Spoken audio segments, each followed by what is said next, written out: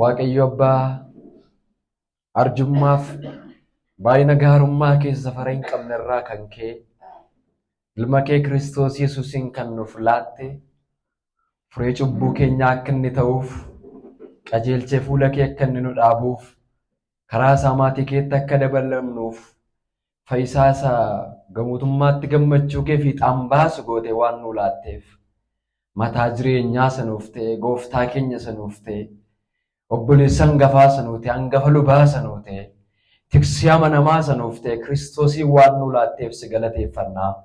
Waa'ee kennaa keessa dinqisiisaa kanaafi waa'ee kennaa keessa safara sammuu keenyaa gararraa ta'u kanaafi callisnee akkasumaan galata siin jennaa. Gooftaa garaa keenya keessatti gammadaa galata siif galchinaa. Hooqubaan aangoon ililleen ulfinni hundumtu walitti qabame siif haa ta'u. Sidhanni jaalala bara baraatiin nu jaallate. Sidhanni filannoon isaaf wannaan isaa adda ta'e. Akka baay'ina hojii gaarii keenyaatti utuu hin taane akka dhamaa keenyaatti utuu hin taane nus barbaaduuf si filachuu keenya irra kan dhaabbate utuu hin taane ati araara qabeessa waan taateef ati ayyaana qabeessa waan taateef jaalala keessa guddaarraa kan kee kan nu jaallatte warra du'an keessaa nu kaastee ilma kee wajjin jiraatoo kan nu goote ammas iddoo ulfinaa kan nu kaa'u jaallatte ulfina kee biyya lafaa kana irratti mul'isaa akka jiraannuu fi maqaa keessa qulqulluu eebbisaa akka jiraannuu fi obboloota wajjin wal taanee qulqulluu mootummaa keetii akka jajannuu fi gara ifa dinqisiisaa kanaatti kan nu fidde ati abbaa keenyaa si galateeffanna galanni siif haa ta'u. Ammas obbolootaati naaf laatte kana wajjin wal taanee si kadhannaa gooftaa inni garaa namaa qortee beektu inni keessa garaa namaa qortee argitu inni saaqame ija kee duraa wanti tokko illee dhokachuu hin dandeenye amma nuyi dadhaboonni fuula kee dura jirra gooftaa akka dadhabina keenyaatti guyya guyyaatti si gaddisiisaa kan oollu toora dubbii keetirra ce'aa kan oollu gammachuu kee caalaa gammachuu ofii keenyaatiif dursa kan laannu fuula kee duratti balleessine akka dhiyaanne hin beekna garaan keenyas dhugaa nuuf ba'a amma garuu siisaa ayyaanaan guutuu duratti dhiyaanne siisa teessoon saaraaraan guutuu duratti dhiyaanne araara siin jennaa qaa Yesuus Kiristoosiin galgala kanatti tokko tokko keenyaaf araara nuuf baay'isi dadhabina nuyi keessa jirru hundumaa keessaa qabinu kaasi ho'i kee akka inni nu baay'atu gooftaa garaa keenyaaf akka itti laattu akka itti ho'a keetiin nu jabeessitu dadhabina namummaa keenya hundumaa keessaa akka itti nu kaastu siif abboomuu diduu hundumaa irraa akka itti nu fayyistu dubbii keef dursa kennuu dadhabuu hundumaa irraa akka itti nu fayyistu caalchifnee miilla kee jalatti kufuu akka dandeenyu fayyaan akka itti nu baay'istu caalchifnee siif abboomuu akka barruuf hafuura nu gargaaru akka itti nuuf laattu si kadhanna gooftaa hafuura kee nurratti dhangalaasi ati. Gargaarsa barbaadna si biraa tokkoon keenya iyyuu dadhaboota sirkatti harka kennatanidha. Ofii keenyaan si gammachiisu, ofii keenyaan jireenyatti itti gammadu si duratti jiraachuu namoota hin dandeenyedha. Waan hundaa keenyaaf iyyuu namoota sitti hirkatanidha. Garuu nuyi akka waan ofii keenyaan jireenya keenya qajeelfachuu dandeenyu, akka waan ofii keenyaan toorri jireenyaa nuu qajeelutti, siinala karaa nuyi fo'anne hundumaatti, siinala ofii keenyaan oollee buluu keenya hundumaatti, gooftaa galgala kan araara kee nuu baay'isi ati. Dubbii keessa galgala kana dubbatamuun toora jireenyaa isa dhugaa nutti mul'isi. Hundee barsiisa dhugaa isa waldaan kee qabdutti nu deebisi ati. Kara dubbii keetii akkati nu qajeelchitu, kara dubbii keetii akkati nu sirreessitu, didaa yaada garaa keenyaa akkati tole jechisiifattu. Gooftaa koo dadhabina obbolootaa kana keessaa akkati nu kaastu. Bara hamaadhaaf ciiggaa isaa kana keessatti ulfina mootummaa kee mul'isaa akka jiraannuu fi waanuma guuboo nutti ta'e hundumaa jalaan nu baasi ati. Ulfinni kee akka nurraa hin mul'anne waan nu godhu hojii gaariitti akka nuyi jannaqanne waan nu godhu ayyaana keessatti hin fayyine akka nuyi ulfeessine waan nu godhu amantii isatti hin fayyine ulfeessaa akka nuyi jiraanne waan nu godhu hundumaa keessaa galgala kana karaa dubbii keetiin miiciin qulleessi ati. Kana hundumaa hin gootaa ulfaadhu dubbii kee nutti dubbadhu qaa Yesuus Kiristoosiin ameen. Efesoon boqonnaa 2 lakkoofsa 1 kan jiru kana. Lakkoofsi 1 hanga 3 kan inni nutti argisiisu ilmi namaa guutummaatti cubbuudhaan manca'uu isaatii fi raawwatee hojii gaarii tokkoof illee kan dhimma hin baafne akka inni ta'e macaafni qulqulluun keenya eenyummaa namicha kufee akka inni nutti haasa'u walii wajjin barannee turreerra. Lakkoofsa 4 kaasnee hanga lakkoofsa 9tti immoo kan arginu Waaqayyo inni araarri isaa baay'ate Waaqayyo inni ayyaanni isaa mana jedhameen dubbatamne immoo ilmaan namootaa warra guutummaatti cubbuudhaan manca'an kana akkamitti akka inni jaallate akkamitti akka inni du'a keessaa kaase akkamitti akka inni fayyise kan nutti argisiisudha jenne lakkoofsa 10 irra kan jiru immoo kaayyoon waaqayyo namicha cubbuudhaan mancee kana deebisee gara jireenyaatti fideef maal akka inni ta'e kan nutti argisiisudha jenne qoodama kana sadaniin ilaalaa turreera. Kanaaf ilmi namaa raawwatee guutummaatti cubbuudhaan kan mancee akka inni ta'e hafuuraan du'aa akka inni ta'e bittaa seexanaa jala akka inni ture fedha isaatiif fedhii foon isaatiif garbatee akka inni ture kajeellaa biyya lafaatiif gurgurame akka inni ture walii wajjiniin ilaalle lakkoofsa 4 irratti garuu araarri waaqayyoo garuu baay'ee waan ta'eef jaalala isaa guddaa sanaan nu jaallatee jennee wal faana ilaalaa turreerra. Xumura irratti lakkoofsa 6-7 irratti kan nu argine waaqayyoo Kiristoosuma wajjin du'aa nu kaasee Kiristoosuma wajjin bantii waaqaa keessaa iddoo nuuf kenne nu teessisee jenne kana kan inni godhes immoo nuyi akka nuyi of jennuuf akka nuyi of tulluuf utuu hin taane arjummaan inni karaa Kiristoos Yesuus nuuf godhe sun amma duwwaa utuu hin taane baruma dhufu hundumaatti iyyuu baraa hamma bara baraatti arjummaan inni karaa Yesuus Kiristoosiin nuuf kenne guddinni ayyaana isaa sun jajamee akka inni mul'atuuf waaqayyo kana hundumaa akka inni nuuf godhe macaafa keenya keessatti ilaallee turre jechuudha. Har'a kan nu ilaallu lakkoofsa 8 hanga 10tti kan jiru gabaabsinee daqiiqaa muraasa keessatti ilaaluu yaalla. Lakkoofsa 8 hanga 10tti wal faana dubbifanna hundumti keenya si'a tokko. Macaafa qulqulluu keenya baattannee kan jirrus baafannee wal faana dubbisna. Isin ayyaana waaqayyootiin karaa amantii fayyifamtanii kennaa waaqayyooti malee gochaa ofii keessanii miti. Hojiidhaanis miti. Namni tokko illee akka ittiin of hin jennetti. Nuyi hojii harka isaatiiti.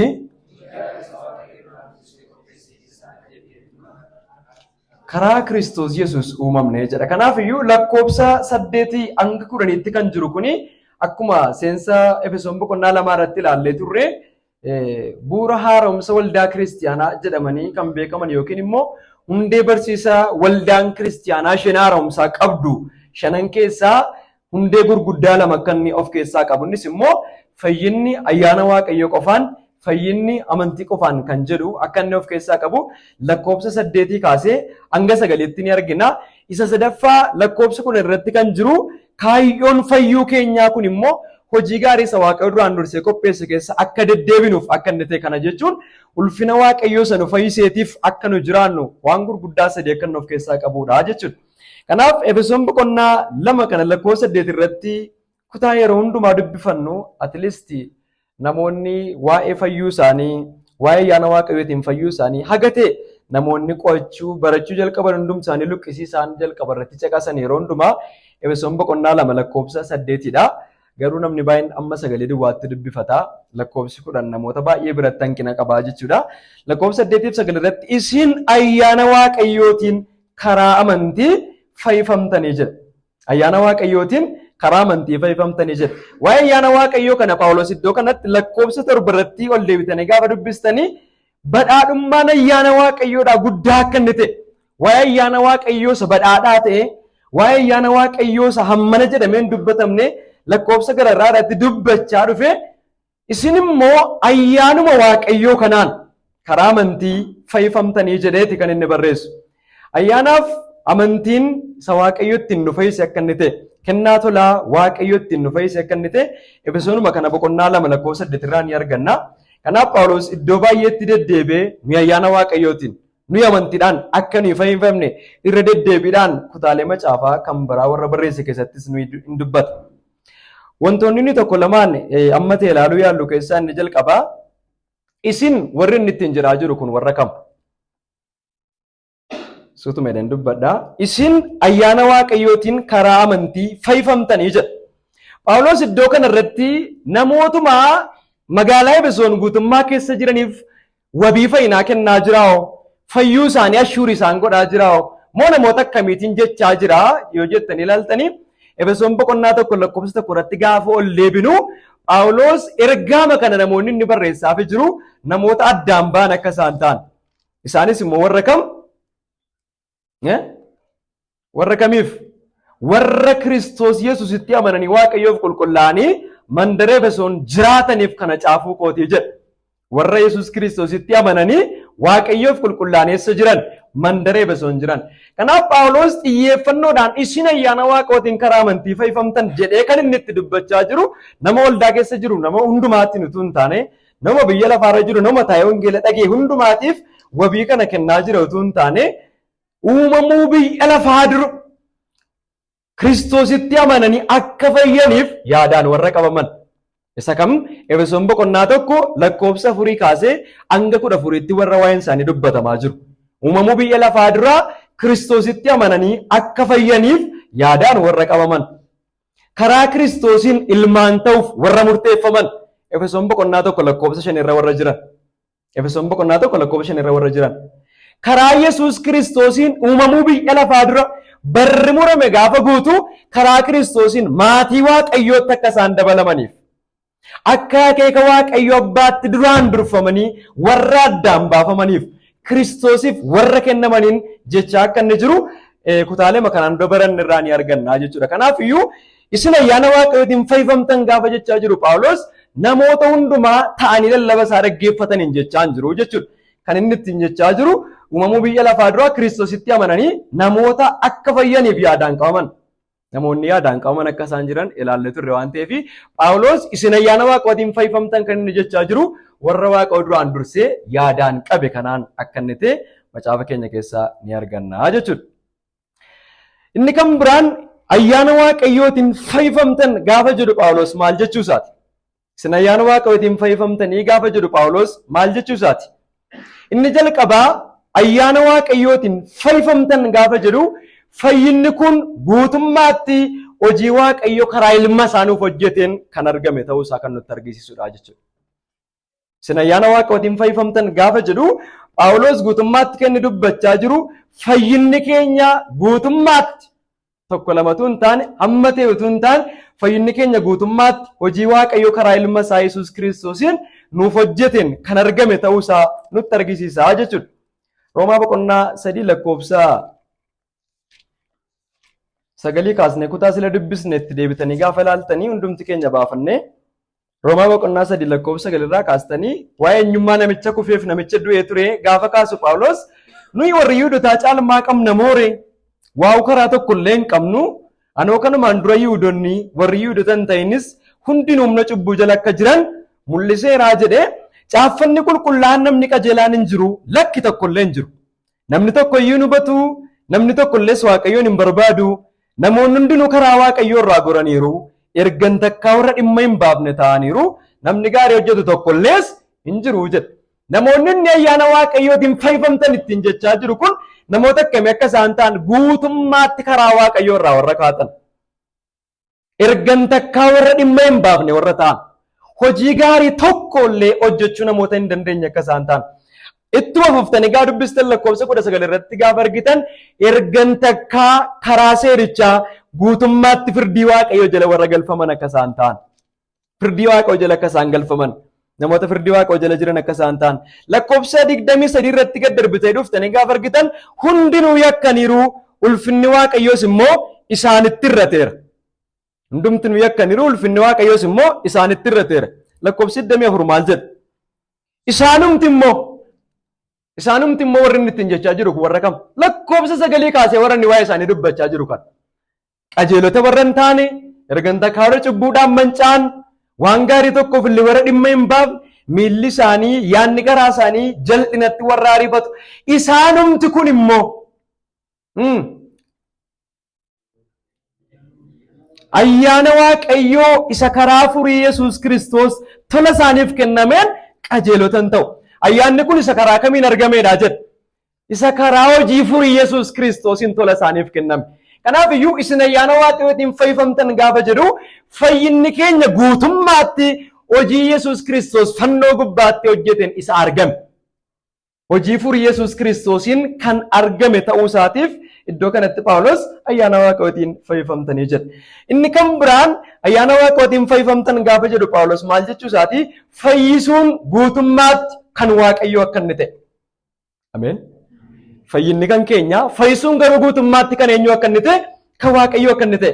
Macaafa qulqulluu keenya keessatti iddoo baay'eedhaa gaafa dubbisnu fayyisuun kan Waaqayyoo akka inni ta'e keessumaa mee Yoonaas raajicha boqonnaa 2 lakkoofsa 10 dubbifannu. namichumti inni bade garaa qurxummii keessa taa'ee dubbiin dubbatu tokko gaafa argitanii Yoonaas boqonnaa 2 lakkoofsa 10 namni baase naaf dubbisu ooraan baaseera nan dubbisa akkana jedha. Ani garuu sagalee galataatiin aarsaa siif nan dhiyeessa wanta ani wareeges nan baasa fayyisuun kan Waaqayyooti jedhe. Fayyisuun kan eenyuuti? Kan Waaqayyoo akka inni ta'e guutummaatti hojiin ilmaan namootaa fayyisuu hojii Waaqayyoo akka inni ta'e. Isaayyaas boqonnaa 43 lakkoofsa 11 irraas gabaabsinee kutaalee kana dubbifannee darbina. Isaayyaas boqonnaa 43 lakkoofsa 11 fi Isaayyaas 45 lakkoofsa 21 irratti 43 lakkoofsi 11 Waaqayyo qofti ofii isaatii fayyisaa akka inni ta'e. Ana duwwaatu Waaqayyoodha, ana malees fayyisaan kan biraa hin jiru jedha. Iddoo kana irratti Waaqayyo ana duwwaatu Waaqayyoodha. Akkuma Waaqayyummaa isaa sadarkaa xumuraa eenyu wal bira qabuu danda'uun dubbatu Waaqayyo ana malees immoo fayyisaan kan biraa hin jiru jedha. Firdii bara baraa jalaa ilmaan namootaa oolchuu kan danda'u du'a hafuuraa keessaa namoota kaasuu kan danda'u ilmaan namoota warra guutummaatti cubbuudhaan manca'an deebisee ulfinaan ofii koo dura dhaabuu kan danda'u ana qofa. Anarraa kan hafe fayyisaan kan biraa tokko illee hin jiru. Kana jechuun ana malee fayyisaan kan biraa hin jiru gaafa jedhu namichumti fayyayyuu namicha ofii isaa fayyisuu hin dandeenye akka inni ta'e. Guutummaatti fayyisuun hojii Waaqayyoo akka inni ta'e. Kanaaf ayyaana Waaqayyootiin fayyifamtan gaafa jedhu fayyisuun guutummaatti hojii Waaqayyoo akka inni ta'e kan nutti argisiisudha. Inni kan biraan hojiif dhamaatii keenyaan kan argame miti jechuudha. Ayyaana Waaqayyootiin fayyifamtan gaafa jedhu fayyinni keenya hojiif dhamaatii keenyaan kan argame akka inni hin taane. Roomaa boqonnaa 4 lakkoofsa 5 irratti gaafa dhannee dubbifannu macaafa qulqulluu keenya keessatti Roomaan boqonnaa 4 lakkoofsa 5 waa'ee beenyaatiif waa'ee kennaa tolaa wal bira qabee dubbata. Beenyaan nama hojjeteef baafamu gatii argachuun isaaf ta'utti lakkaa'ama malee akka kennaa tolaatti hin lakkaa'amu. Namni akka seerri abboomutti hin hojjenne garuu Waaqayyo irraa fagaachuu isaa beekee Waaqayyo isa qajeelaa nama godhutti yoo amane amantiin isaa qajeelummaatti hin lakkaa'amaaf. Namni waan seerichi abboomutuman hojjetin Waaqayyo qajeelummaa lakkaa'uuf gammachuu akka qabu Daawit dubbateeraadha. Ameen.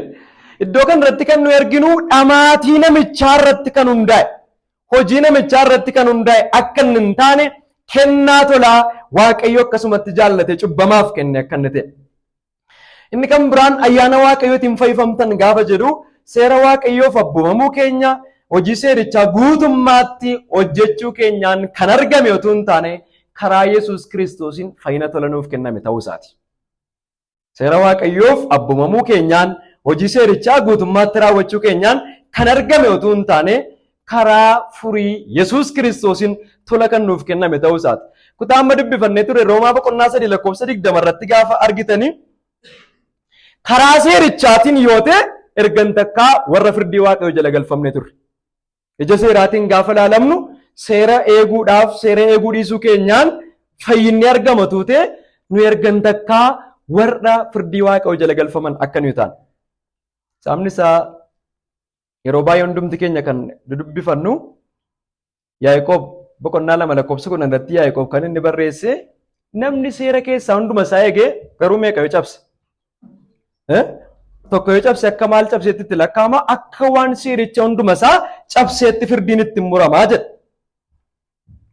Innan keenya ammoo utuu seerri Waaqayyoo Yaaqoobiin barreessise kun galagalee namni seera keessaa tokkitti eegee akka waan hunduma isaa eegeetti fayyinni kennamaaf utuu jedhamee immoo hin argannu turreessas.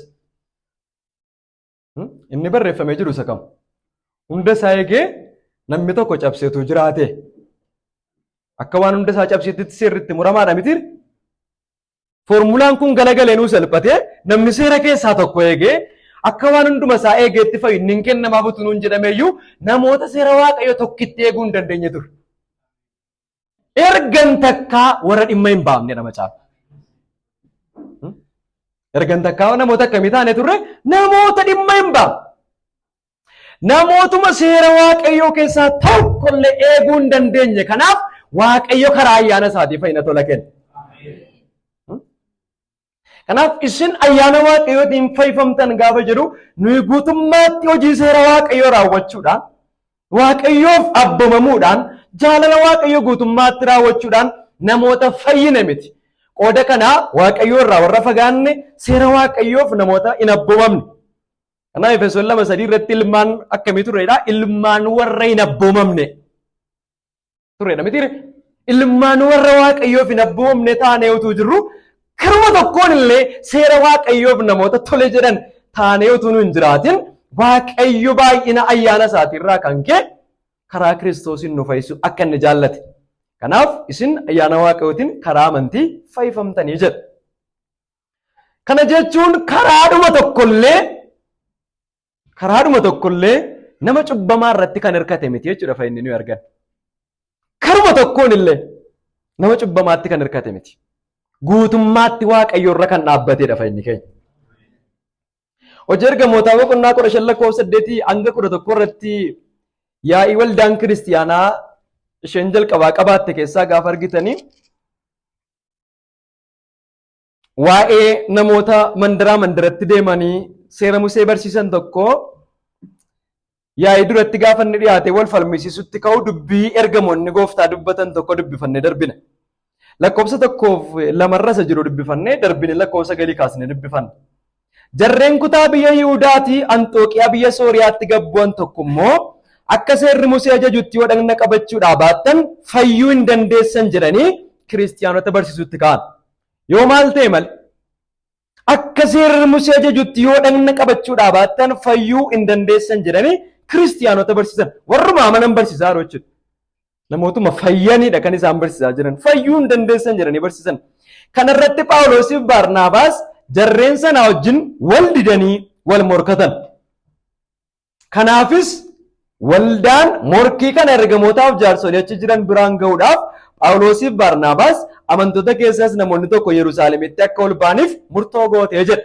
Falmii guddaa tokko kanaan falmii kana callisanii machitti dhiisan utuu hin taane amantoonni hundumtu dubbii kana akka isaan baranitti wal falmii isaan gidduu jiru kana akka dhaga'anitti fuula ergamootaatti amantoota duratti gara Yerusaalemitti nama erganii jedha. Lakkoofsa kana irra gaafa rattanii dubbistanii Phexros kee gaafa dubbatu akkana jedha lakkoofsa 6 kaasnee dubbifanna hunduma keenyaaf akka inni galutti. Kanaaf ergamoonniif jaarsoliin dubbii kana ilaaluudhaaf walitti qabaman. Yeroo dheeraa erga irratti dubbatanii booddee Phexros isaanitti dubbachuudhaaf ka'ee obboloota koo Waaqayyo warri saba isaan ta'in dubbii wangeelaa afaan koo irraa dhaga'anii haa amananiif kanaan dura isin keessaa akkana foo'e ba'eessa gootanii hin beektu. Waaqayyo inni garaa namaa beeku hafuura qulqulluu nuufis immoo akkuma kenne isaaniifis kennuu isaatiin isaan simachuu isaa mul'iseera. Inni amantiidhaan garaa isaanii qulleesse malee nuuf isaan gidduutti garaagarummaan argisiifne. Ammoo ba'aa abboonni keenya nus baachuu hin dandeenye gatiitti amantootaarra kaa'uudhaan maaliif Waaqayyoon qortu? Nuyi garuu ayyaana gooftaa keenya Yesuusiin fayyuu keenya hin amanannaa. Isaanis immoo akkuma kanatti hin fayyu jedheeni. Ameen. Ammoo ba'aa abboonni keenya nus baachuu hin dandeenye gatiitti amantootaarra kaa'uudhaan maaliif Waaqayyoon qortu jedha. Iddoo kana irratti maaliif ba'aa ulfaataa jedhee waame seera gaafa jettanii ilaaltan Wangeela Maatiyos boqonnaa 23 achi deebitanii gaafa ilaaltan seerri Waaqayyoo ofii isaatii seera jal'aa seera gara cubbuutti nama oofu seera ofii isaatii cubbuu jajjabeessu gatii ta'e utuu hin taane Waaqayyoon seericha kennes seerichis seera qulqulluudha. Namni seerichi kennameef garuu nama cubbamaa nama ga'umsa tokko illee hin qabnedha. Kanaaf hanqinichi seericha bira utuu hin taane namicha seerichitti kenname bira jira jechuudha. Sababni isaa namni seericha guutummaatti yoo eege maal hin taa'edha macaafni qulqulluun hin fayyaadha mitiir. Namni seericha guutummaatti yoo eege ittiin hin fayyaadha. Garuu ilmaanni namootaa warri seerichi kennamaaf jiru guutummaatti dadhaboota, guutummaatti cubbamoota, du'oota gatii isaan ta'anii fi namicha du'aa kanarraa seerri Waaqayyoo inni qulqullaan inni sadarkaa istaandaardii Waaqayyootti kenname kun gaafa irra kaa'amu ba'aa ulfaataa isa nutis abboonni keenyas baachuu hin dandeenyedha jedha. Yoo eenyu baate malee yoo Kiristoos Yesuus baate malee. Kanaaf ilmaan namootaa keessaa seericha eeguudhaan namni fiixaan ba'e tokkollee akka hin jirre. Seericha eeguudhaan namni fiixaan ba'e tokkollee akka hin jirre ilmaan namoota hundumtuu isa seericha eegee fiixaan baase Kiristoositti amanuudhaan karaa ayyaana Waaqayyoo isa tola karaa Yesuusiin kenname akka isaan fayyan. Kanaaf iyyuu nuyi ayyaana gooftaa keenya Yesuus Kiristoosiin fayyuu keenya in amanannaa, isaanis immoo akkuma kanatti in fayyu jedhanii. Kanaaf ayyaana Waaqayyootiin fayyina inni jedhu kun karaadhuma tokkoon illee nama cubbamaa irratti kan hin hirkanne fayyina Waaqayyoon biraa tola nuuf dhufe akka nuyi arganne. Nuti namoota dadhaboo homaa godhachuu hin dandeenye, gargaarsi hundumtuus nu barbaachisu akka inni ta'e sagaleen Waaqayyoo nutti dubbata. Kennaa tolaa sanuuf hin malle sana Waaqayyo nuuf hin kennu yoo ta'e iddoon keenya ibidda akka inni ta'e. Kennaa tolaa sanuuf hin malle sana Waaqayyo nuuf hin kennu yoo ta'e iddoon keenya badiisa akka inni ta'e caaffanni qulqullaan keessaa baasee nutti meera. Kanaaf filannoon Waaqayyo qabu yookiin ayyaana isaatiin nu fayyisuudha yookiin ibiddatti nu dhiisuudha. Waaqayyo nu fayyisuuf filannoo kan biraan qabu jechuudha. Ni ofii keenyaan namootaaf of fayyisuu danda'an miti. Hojiin gaariin Waaqayyo safareetti nu fayyisu tokkos hin jiru. Kanaaf Waaqayyo gaarummaa isaarraa kan ka'e baay'ina araara isaarraa kan ka'e wanti inni gochuu danda'u maanni waan nuuf malle nuu kennu duwwaadha. Ameen. Wanti nuuf malu maal ture? Isa nuuf malu fudhannee turre miti Waaqayyoon karakkaruu hin dandeenyu sichi. Isa nuuf malu badiisa, isa nuuf malu du'a, isa nuuf malu Waaqayyootti raawwatanii gargar ba'u, isa nuuf malu guutummaatti manca'u fudhannee turre. Wanti kana booddee Waaqayyoon biraa dhufu hundumsaa waan nuuf malleedha. Ameen. Kanaafidha ayyaanni maal jedhama ofuma isaatti iyyuu hiika ayyaana hundumti keenya beekna waan ta'eef kennaa tola isa Waaqayyo cubbamaa hin malleef tola kenneedha. Nama hin malleef. Sababni isaa inni nuu malu maal ture? Badiisa ture, du'a ture. Amma garuu Waaqayyo cubbamaa badiisi maluuf jireenya gaafa kennu, cubbamaa badiisi maluuf araara gaafa kennu, inni kun ayyaanadha. Inni kun fayyina Waaqayyo isa tola nuu kennameedha. Kanaaf Phaawulos iddoo kanarratti du'oota turre gatii ta'ee fi Waaqayyo irraa fagaannee turre waan ta'eef isinumti warri du'oota turtan kun ayyaana Waaqayyootiin fayyifamtan. Guutummaatti hojii Waaqayyoo akka inni ta'e, guutummaatti kennaa tolaa akka inni ta'e macaafni qulqulluu keenya nutti dubbata. Walumaa galatti fo'amuun keenyas, fayyuun keenyas, jireenya fayyina keenya wajjin walii galu jiraachuun keenyas ayyaana Waaqayyootiin akka inni ta'e macaafni qulqulluu keenya nutti dubbata. Efesoon boqonnaa 2:8-9 kanarratti itti deebinee gaafa laallu ayyaanni inni nu ittiin fayyine kennaa tolaa akka ta'e akkasuma amantiin illee kennaa tolaa ta'uusaa nutti dubbata. Ayyaanni Waaqayyoo inni nu ittiin fayyine kennaa tolaa akka ta'e akkuma kana amantiin nu ittiin fayyine illee kennaa tolaa ta'uusaa macaafni qulqulluu nutti dubbata. Efesoon boqonnaa 2:8-9 irra kan jiru kana kallattiidhaan amantiif ayyaanni kennaa tolaati jechuu hin dandeenyu yoo ta'e illee fayyinni Waaqayyo ayyaana isaatiin karaa amantii nuu kenne guutummaa tola ta'uusaa kan nutti argisiisudha jechuudha. Fayyinni Waaqayyo ayyaana isaatiin karaa amantii nuuf kenne tola ta'uusaa kan nutti argisiisudha. Kanaaf iddoo kanarratti Phaawulos ayyaanni nu ittiin fayyinne tola ta'uusaa duwwaa utuu hin taane amantiin Waaqayyo ittiin nu fayyises tola ta'uusaa xiyyeeffannoo guddaadhaan nutti dubbata. Mee lammaffaa Phexros boqonnaa 1:1 kutaalee macaafa qulqulluu wal faana dubbifannaa. Lammaffaa Phexros boqonnaa 1:1 Ani Simoon Phexros Yesuus Kiristoosiif hojjetaa ergamaas ta'e warra karaa qajeelina Waaqayyoo keenyaaf fayyisaa keenya Yesuus Kiristoos amantii gati jabeessa isuma nuyi arganne sana argataniif caafuu kooti. Amantii gati jabeessa isa kam isuma nuyi arganne sana warra argataniif eessaas argame? Amantichi eessaas argame jechuudha. Waaqayyoon biraa isa argame gajjallaatti gaafa agarsiisan kennaa gati jabeeyyiif jajjaboo isa Waaqayyo nuu kennedha waan ta'eef. Kanaaf iddoo kanarratti amantiin kennaa gati jabeessa Waaqayyo nuuf kenne akka inni ta'e.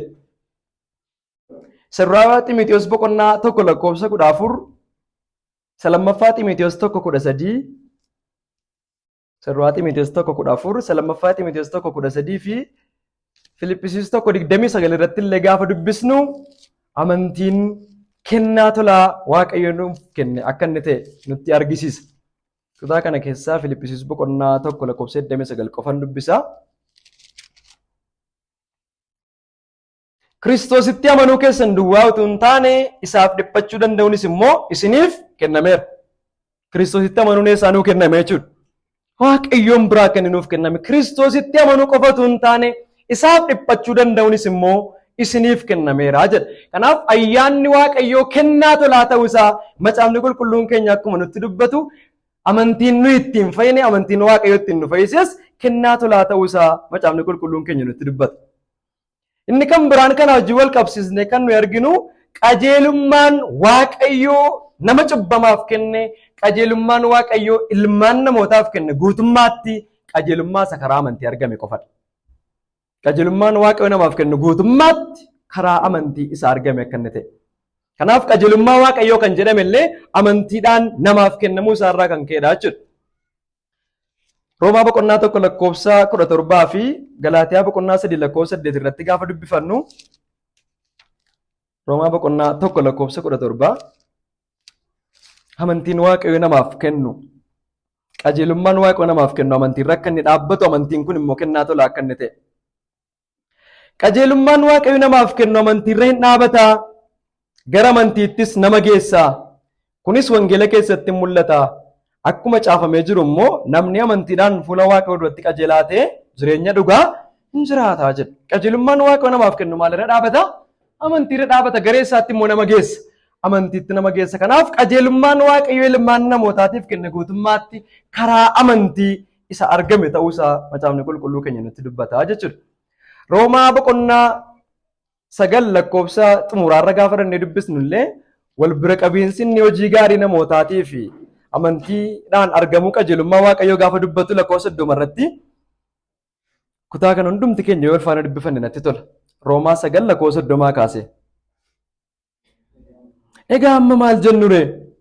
Saba Waaqayyoo warri hin ta'in qajeelummaa argachuudhaaf warri hin dhamain qajeelummaa argataniiru. Iddoo kana irratti warra itti dhamaa ture moo warra itti hin dhamaintu argatee jedha. Warri itti hin dhamain qajeelummaa argataniiru. Qajeelummaan isaanii immoo amantii keessaa hin argamu. Israa'el warri seera qajeelota isaan godhu argachuudhaaf dhamaan garuu isa bira hin geenye. Maaliif isa bira hin geenye? Isaan amantii keessaa utuu hin ta'in akka waan inni hojii keessaa argamutti waan itti dhamaaniif isa bira hin geenye. Isaan dhagaa gufannaa sana irratti hin gufatan. Akkuma caafame kunoo ani dhagaa gufannaa kattaa nama kuffisuus xiyoon keessa nan kaa'a. Inni isatti amanatu immoo hin yeella'u jedhee ameen. Ameen. Iddoo kana irratti kan inni wal bira qabaa jiru qajeelummaa isa hojii gaarii namaa keessaa argamu qajeelummaa namaatii fi qajeelummaa isa karaa amantii argamu qajeelummaa Waaqayyoo. Namoonni warri itti hin dhamain warri itti hin dadhabin qajeelummaa Waaqayyoo argatan. Israa'el warri seera qajeelota isaan godhu qaban warri itti dhamaa turan garuu isa bira tun ga'in hafan. Maaliif isa bira hin ga'in hafanii jedhe gaaffii gaafatee Phaawulos ofii isaa dabalateeti waan ta'eef. Ofii isaatis dhamaa ture itti dadhabaa ture Filiippisiis boqonnaa 3 irratti gaafa argitan hunda caalaa akka inni itti dadhabaa ture garuu utuu bira hin ga'in akka hin hafe. Maaliif utuu bira hin ga'in hafanii jennaan isaan akka waan inni amantii keessaa argamutti utuu hin taane akka waan inni hojii gaarii keessaa argamutti itti dhamaa turan. Kanaaf isa bira hin ga'in hafan. Qajeelummaan Waaqayyoo namaaf kennu garuu hojii gaarii namaatiin utuu hin taane amantiidhaan kan argamu akka inni ta'e. Kanaaf guutummaatti qajeelummaan amantootaa karaa amantii akka hin argame. Waaqayyoon duratti qajeelota kan ta'an keessaa namni karaa hojii ofii isaatii qajeelaa ta'e tokkollee akka hin jirre hundumtuu amantii isa Waaqayyoo tola kenneen qajeelaa akka inni ta'e macaafni keenya nutti dubbata jechuudha. Amantiin Waaqayyoo ittiin qajeelaa nu godhe kun immoo isa karaa wangeela Yesuus Kiristoosiin argamedha. Amantiin Waaqayyoo ittiin qajeelaa nu godhe kun immoo isa karaa wangeela Yesuus Kiristoosiin argamedha. Roomaa boqonnaa 10 lakkoofsa 14 kaasnee hanga 17tti. Roomaa boqonnaa 10 lakkoofsa 14 hanga 17tti. Akkuma kana sirraa Qorontos boqonnaa 2 lakkoofsa 5. Maal jedha Roomaan? Namoonni immoo namatti namanne attamitti waamma ture? Attamittis namoo isaa dhaga'anii hin beeknetti amanu ree? Namni utuu isaanitti hin lallabine attamitti waa'ee isaa dhaga'u ree? Namoonni yoo ergaman malee attamitti lallabu ree? Warri oduu gaarii fidanii dhufan maal nama gammachiisu kan jedhullee caafameera. Ameen. Namoonni namatti namanne attamitti waamma ture? Attamitti immoo nama waa'ee isaa dhaga'anii hin beeknetti amanu ree? Namni utuu isaanitti hin lallabine attamitti waa'ee isaa dhaga'u ree jedha. Ol deebitanii gara lakkoofsa 9 kaastanii gaafa dubbistanii amantiin guutummaatti dhaga'urraa akka inni dhufu dhaga'uun kan nu ta'u immoo dubbii Kiristoos yookiin wangeela Kiristoosiin akka inni ta'e macaafni qulqulluu keenya nutti dubbata jechuudha. Kanaaf iyyuu Waaqayyo namoota qajeelaa kan inni godhe karaa amantiiti. Amantiin Waaqayyo ittiin namoota qajeelaa godhe kun immoo kan inni argame karaa wangeela Yesuus Kiristoosidha. Amantii isa wangeela keessa argame kan ammoo amantii isa karaa wangeela Kiristoosiin arganne kan ammoo kan jalqabees kan fiixaan baases Yesuus Kiristoosidha. Tartiibi isaas ni galaara yaada. Waaqayyo kan inni nu fayyise ayyaanaan karaa amantiiti. Qajeelaa kan inni nu godhe karaa amantiiti. Amantiin Waaqayyo ittiin qajeelaa nu godhe kun immoo isa nu yaalii keenyaan arganne miti. Isa nu dhamaatii keenyaan arganne miti. Baay'ee nama gobozii wayii nama dafee dubbiin galuuf ta'uu keenya irraa kan ka'e miti. Waaqayyootu karaa wangeela ilma isaatii nuu kenne. Amantii kana karaa wangeela isaatii nuu keessatti kan jalqabes hamma xumuraatti fiixaan kan baasu immoo gooftaa keenya Yesuus Kiristoosidha. Kanaaf jalqabaaf fiixaan baasaan amantii keenya gooftaa keenya jechuudha. Kan jalqabe amantii keenya kan iddootti eegu kan fiixaan baasus. Ibroota boqonnaa 12 lakkoofsa 1-2 irratti gaafa argitan Ibroota boqonnaa 12 1-2 dubbifannee darbinu baay'ee irraan turu waan ta'eef. Egaa nuyi dhuga baatota akka duumessaa lafa uwwisan naannoo keenyaa qabna. Kanaafis kottaa wanta ba'aa nutti ta'u hundumaa cubbuu isa nutti qabates ofirraa fuunee dorgommee san dura jiru obsaan dandeenyeen fiignaa. Yesuus isa amantii keenya jalqabee fiixaan baasu sanatti ija hin buqqifannu. Inni gammachuu fuula isaa dura jiru sanaaf jedhee fannoo irratti du'uu isaatiif yeelloo sarara ga'e homaattuu tuun lakkaa'in obsaan fannoo irratti du'uudhaan hin danda'e. Ergasiis gara mirga teessoo Waaqayyoo taa'ee jedha. Eenyutti ija hin buqqifannu? Yesuus isa amantii keenya jalqabee fiixaan baasutti. Lakkoofsa 1 irratti dhuga baatota akka duumessaatti lafa uwwisan naannoo keenyaa qabna. Dhuga baatonni kun eenyudha jennaan warreen amantiidhaan qajeelota ta'an hangafoota keenya. Nu dura gara maatii Waaqayyootti kan dabalaman. Obboloota keenya warra akkuma keenya yaadaan qabaman amantiidhaan badiisa keessaa gara jireenyaatti kan dhufan. Eerraa kaasee Abeelirraa kaasee Noo'iin, Abrahaamiin, Musee hunduma isaanii dubbatee kaasee garuu iji keenya isaan kanarra miti. Amantii isaanis amantii keenyas jalqabee fiixaan kan baasu Kiristoosidha. Isarraa ija keenya hin buqqifannu.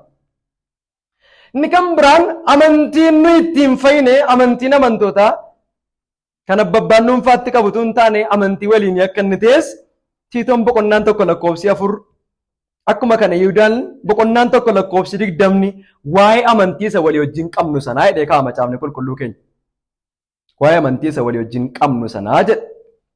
Kana jechuun amantiin Waaqayyo nuuf kenne kun gara tokko ta'utti, gara maatii tokkotti, gara obbolootaa wajjin tokko ta'utti amantii isa walii wajjin hin qabnu sanaa jedha. Isa namni dhuunfaatti ittiin of jajutu hin taane hundumtinuu tokko taane ittiin Waaqayyoon kan ulfeessinu akka inni ta'e. Tiitoo 1:4 dubbifannee madarbinu namni baasee dubbisu.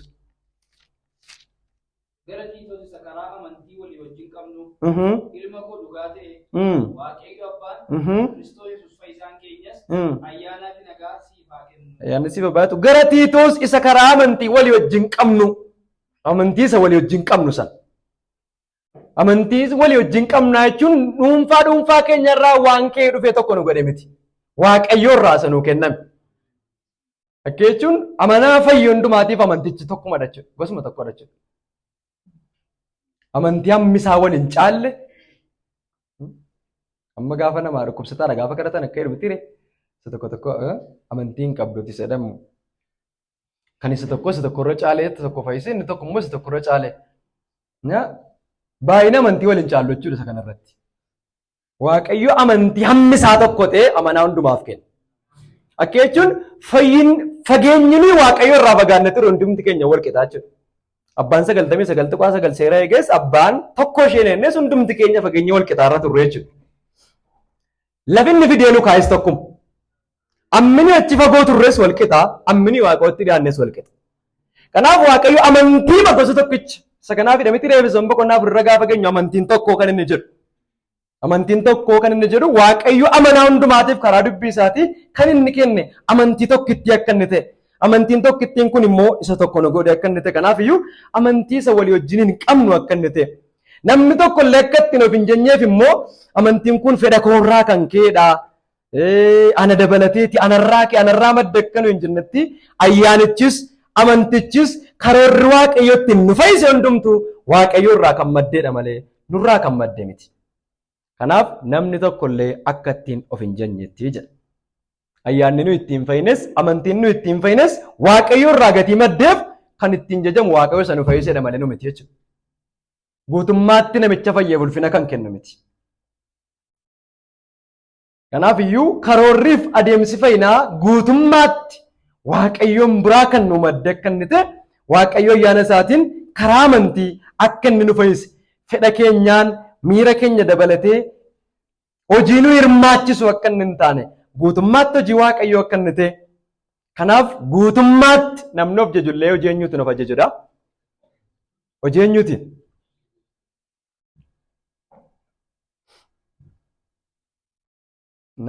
Namni ergan takkaatti ayyaana waaqayyootiin fayyuu isaa amanachaa waa'ee ofii isaatii waan ittiin of jaju tokko qabaannaan dogoggora jechuudha.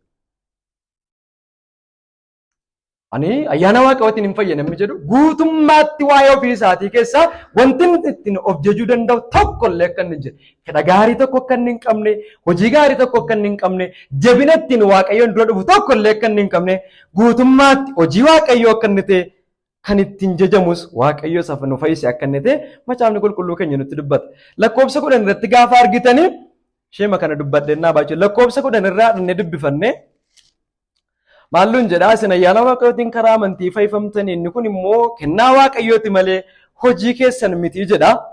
Dhamaatii keessan miti hojii gaarii keessan miti. Lakkoobsa 10 nuyi hojii harka isaatiiti hojii gaarii isa waaqayyo duraan dursee qopheesse keessa akka deddeebinuuf karaa Kiristoos Yesuus uumamne jedha. Iddoo kana irratti Phaawulos nuyi hojii gaarii keessa akka deddeebinuuf karaa Kiristoos Yesuus uumamne jedha. Workmanship akka nuyi taane waaqayyoof. We are his workmanship jedha. Akka jechuun hojii architecture keessatti namni tokko architecture keessatti hojii waa uumuu waa kalaquu isaa keessatti kalaqa isaa isa xumuraa wayii wanti inni ta'e wanti inni yeroo hundumaatti of jaju jedha. Nuyi waan waaqayyo hojjete keessa wanta dinqii inni hojjete isa xumuraati. Hojii isaati. Hojiin waaqayyo inni xumuraa inni ittiin jajamu nu uumuu isaati. Kana jechuun biqiloota uumuu isaa, lafa uumuu isaa, bineensota gosa garaagaraa nu ajaa'ibsiifan uumuu isaas miti. Ergan takkaanuu immoo namoonni warri dura uumamne immoo cubbuudhaan kan mancaanedha. Xiyyeeffannoon Phaawulos iddoo kanarratti waaqayyoon warra cubbuudhaan mancaane turre deebisee uumama haaraa nu gochuunsa. Hojii uumuu isaatii isa dinqisiisaa akka inni ta'e. Hojii uumuu isaatii isa ajaa'ibsiisaa akka inni ta'e. Waa'ee uumama haaraa ta'uu keenya iddoo kanatti nutti dubbata. Hojii harka isaatiiti nuyi. Hojii harka isaatii keessaayyuu isa dinqisiisaa akka inni ta'e sanni bara baraan ittiin galateeffamu. Sanni bara baraan ittiin jajamu akka inni ta'e. Nuyi erga hojii harka isaatii taane immoo maaliif uumamne jennaan hojii gaarii isa duraan dursee qopheesse keessa akka deddeebinuuf karaa Kiristoos Yesuusiin uumamne. Kanaaf iyyuu nuyi kanaan dura utuu ayyaana waaqayyootiin hin fayyin Kiristoos wajjin warra du'an keessaa utuu hin ka'in wanti nuyi keessa deddeebi'aa turre Efesoon 2:1-3 irratti macaafni qulqulluu keenya nuu kaa'ee jira. Maal duukaa toora biyya lafaa kanaa duukaa buunee deddeebi'aa. Aboo qilleensa keessa jiruuf bitamne fedha foon keenyaatiif abbumamaa warra turre akka inni ta'e. Amma erga ayyaana waaqayyootiin karaa amantii fayyifamne garuu kan nuyi keessa deddeebinu cubbuu keessatti hin taane kan nuyi keessa deddeebinu toora biyya lafaa duukaa utuu hin taane hojii gaarii isa waaqayyo karaa ilma isaa dursee qopheesse keessa. Waaqayyo sanyii Addaam warra cubbuudhaan du'an keessaa qulqulloota isaa dhiqannaa lammaffaa dhalachuutiin haaraa godhee kan inni isaan uume hojii gaarii isaa keessa akka isaan deddeebi'aniif. Dhufanii akka isaan galaniif miti. Hojii gaarii isaa keessa akka isaan deddeebi'aniif. Namummaan haaraan fakkaatti waaqayyotti uumame kun uffatamuu kan qabudha. Jechuun nurraa mul'achuu kan qabu akka inni ta'e. Uffata namni keessatti uffatu jira? Moo bakkeetti uffata? Uffadhaa jedha miti namummaa haaraa sana isa fakkaatti Kiristoositti uumame sana maal godhaa? Uffadhaa jedha. Uffannaa jechuun maal akka inni ta'uuf jechuudha. Dhalli keenya akka inni mul'atu immoo uffatichi nurraa akka inni mul'atu. Kanaaf namummaa haaraa isa fakkaatti Kiristoositti uumame uffadhaa gaafa jedhu Efesoon 4:24 irratti jireenyi fayyuu keenyaa nurraa akka inni mul'atuuf. Hojiin gaariin fayyina keenya wajjin walii galu nurraa akka inni mul'atuuf uffadhaa jedha. Kanaaf iyyuu barumsa sobaa kana wajjin wal qabatan baay'een isaanii jiru. Akkuma beektan Nuyi ayyaana waaqootiin karaa amantii tola fayyifamne eeyyee dhugaadha. Bakka ayyaana waaqootiin erga fayyifamne si'achi hojii gaarii tokko illee hojjechuun nun barbaachisu kan jedhan baay'een isaanii ni jiraatu. Yoo lallaba akkasii lallabne ta'e jireenya akkasii kan jiraatan baay'ee jira. Miti? Ishee kanaa inni dhaabatti humna waan ta'eef har'an xumur. Waan lamadhaa jechuudha. Tokko hojii gaarii hojjechuun nun barbaachisu kan jedhan jiru.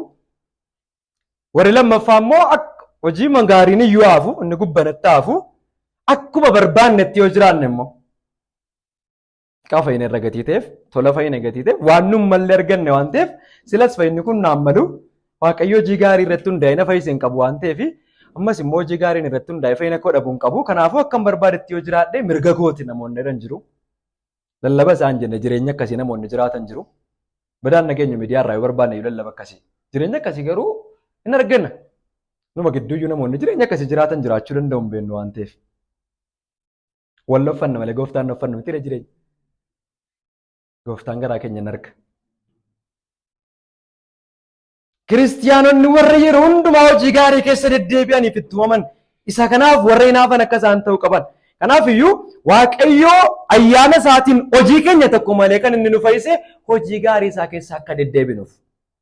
Cubburraa fagaachaa hojii gaarii isa fayyuu keenya mul'isu hojii gaarii isa fayyina keenya mirkaneessu sana hojjechaa biyya lafaa kanarraa akka nuyi darbinu sagaleen Waaqayyo isa kana nutti himaa nu gorsasi. Torbee sirriitti bal'inaan itti fufnaa namoonni hojii gaariin fayyina keenyaa wajjin sababa miti yoo ta'e illee bu'aa fayyina keenyaa akka inni ta'e amantoonni akkamitti hojii gaariitti qabamanii jiraachuu akka isaan qabaman hojii gaariin nama nurraa hin mul'atu yoo ta'e nuyi dhuguma namoota fayyanii dhaa'u isa jedhus torbee qorree of ilaallaa jechuudha. Sababni isaa macaafa qulqulluu keenya keessatti kutaalee muraasa akkasiin itti yaaddan kan hin barbaadu mukticha gaariin godhanne maal ta'edha? Mukticha gaariin godhanne hin muramaa jedha. Ibiddattis immoo hin naqamaa jedha. Lallabuu hin qabnu nuyi kan. Lallabuu hin qabnu? Lallabuu qabnu. Garuu macaafni qulqulluun kanatti aansee wanti inni nuun jedhu muka gaarii qabaadhaa ija maalii qabaattu jedha. Ija gaarii qabaattu jedha. Muka gadhee immoo qabaadhaa. Inni kan biraan immoo sanyiin gaafa facaafame inni tokko bukkee karaa bu'ee, inni tokko qoraattii keessa bu'ee, inni tokko dhagaarra bu'ee, inni tokko immoo lafa gaarii keessa bu'ee. Warreen tokko orfaffaa warra facaanii keessa warri lafta gaarii irra bu'an suni inni kaan dachaa 30, inni kaan dachaa 60, inni kaan dachaa 100 godhate. Innaa uumama haaraa warri taane lafa gaariidha Waaqayyoof. Lafa dhagaa miti, lafa qoraattii miti, lafa karaa bukkees miti. Kanaaf amanaan yoo dhabee jedhachaa meeqa qabaachuudha. Inni xinnoon isaa meeqa qabaa? Inni nuti xinnoo qabu. Tiree. Akkoo mucaa wallaatti ba'e hin qabu waan ta'eef.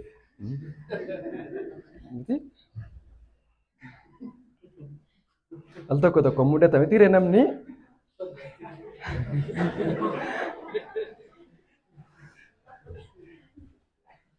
Maatii keessattuu jiru namni ollaatti ba'uuf jira waan ta'eef abbaa kan biraarraa kan argame jechuudha. Maatii gidduu jiraata garuu abbaa biraarraa namni ofii yoo jira. Fuulli isaa abbaa isa manaan fakkaatu. Hojiinsaa, haasaansaa, amalli isaa abbaa isa manaan fakkaatu.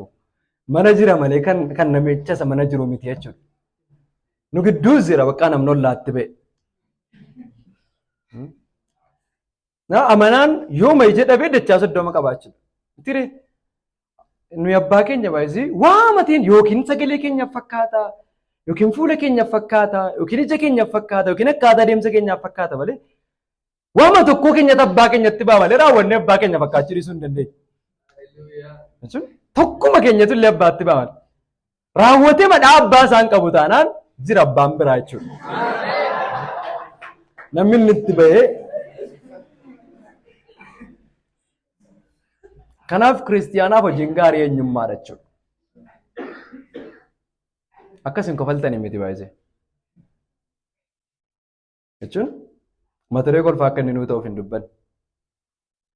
Waldaa taa'uu keenya miti wanti ragaa nuu ta'u. Faarfachuu keenya miti worshippii gaarii qabaachuu keenya miti wanti ragaa nuu ta'u. Waa'ee abbaa fakkaachuu keenya. Waa'ee kiristoosiin fakkaachaa jiraachuu keenya. Haasaadhaan miti lallabaan miti maal keenyaan jireenya keenyaan waaqayyootti ba'aa deemu Kiristoosin fakkaachaa deemu hojiin gaarii nurraa mul'achaa deemu ija akkasin naqattaniifan isin fo'adde deemitidha Kiristoos. Waa'ee fo'atamuu keenyaa sila faarfanneera. Kan isin fo'adde garuu ija akka godhattaniif iji keessan immoo jiraataa akka inni ta'uuf. Kanaaf iyyuu waaqayyo ija jiraataa akka nuyi naqannu barbaada waan ta'eef amantoonni hojii gaariitti qabamanii jiraachuun eenyummaa isaanii akka inni ta'e macaafni qulqulluun nutti dubbata. Torbeetti fufnee walii wajjin ilaallaa.